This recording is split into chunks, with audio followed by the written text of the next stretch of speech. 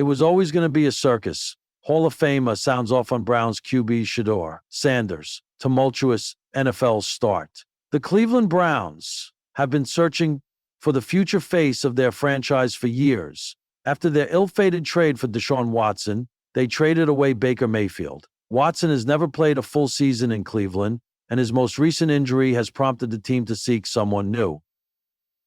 They now have one of the most confusing quarterback rooms in the NFL, featuring veterans Joe Flacco and Kenny Pickett, as well as rookies Shedeur Sanders and Dillon Gabriel.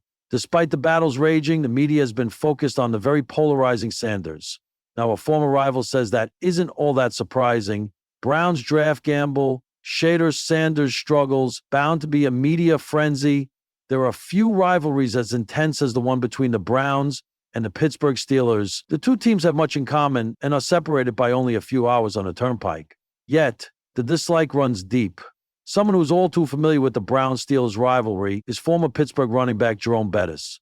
A Hall of Famer, Bettis spent 10 years with the Steelers, winning Super Bowl 50. In a recent interview with PFSN, Bettis was asked about the Sanders situation in Cleveland. It was always going to be a media sensation. Obviously, when you have a Hall of Fame dad and you have this quarterback who's had this success in college, now on his way to the NFL, and you saw the events that took place at the draft and all of that now, it was always going to be a circus, said Bettis about Sanders. Sanders might have originally gained attention because his father is the controversial Deion Sanders.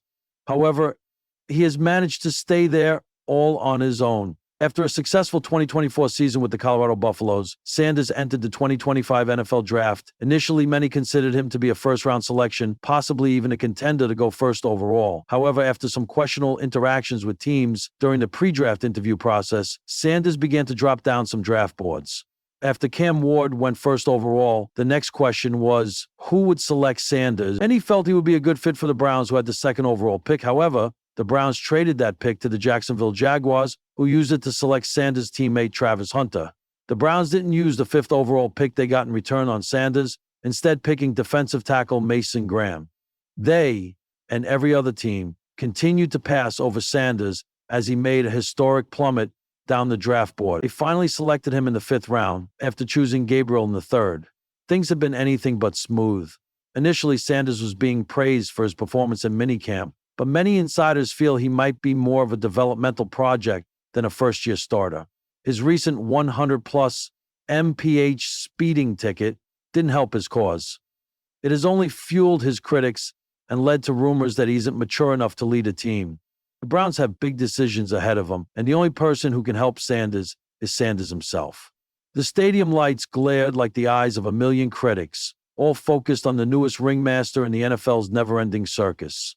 Shedeur Sanders, the son of Hall of Famer Deion Sanders, didn't just arrive in Cleveland to play quarterback, and as one Hall of Famer bluntly put it after Shedeur's shaky first few games, it was always going to be a circus.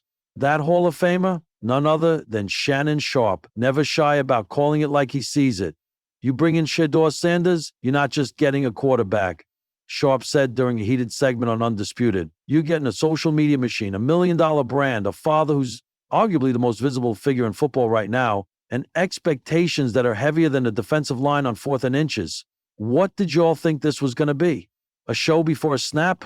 Even before Shedeur took a single snap for the Browns, the buzz had already reached fever pitch. Drafted in the first round amid skepticism and excitement, he arrived not only with his father's name stitched invisibly onto the back of his jersey, but with a massive NIL portfolio, a high-profile entourage, and cameras documenting his every move. His first press conference wasn't about schemes or locker room culture.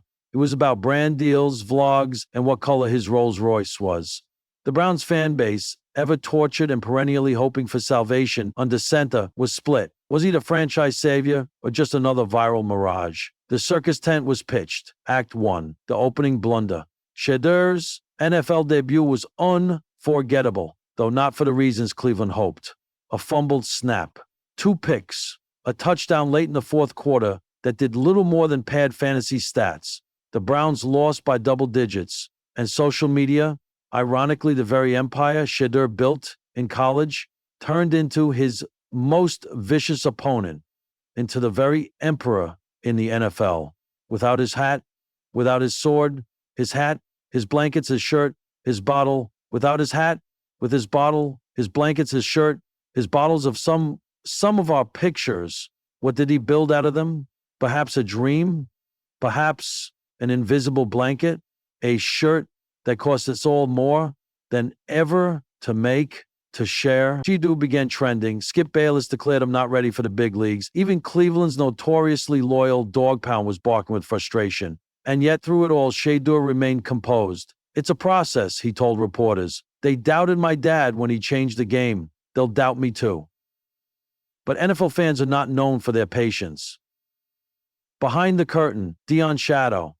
The heart of the circus, some would argue, isn't Deion at all. It's Deion. Coach Prime, now leading Colorado's football program into a new golden era, has never been one to dim his own spotlight. He FaceTimed his son live on national television during the pregame.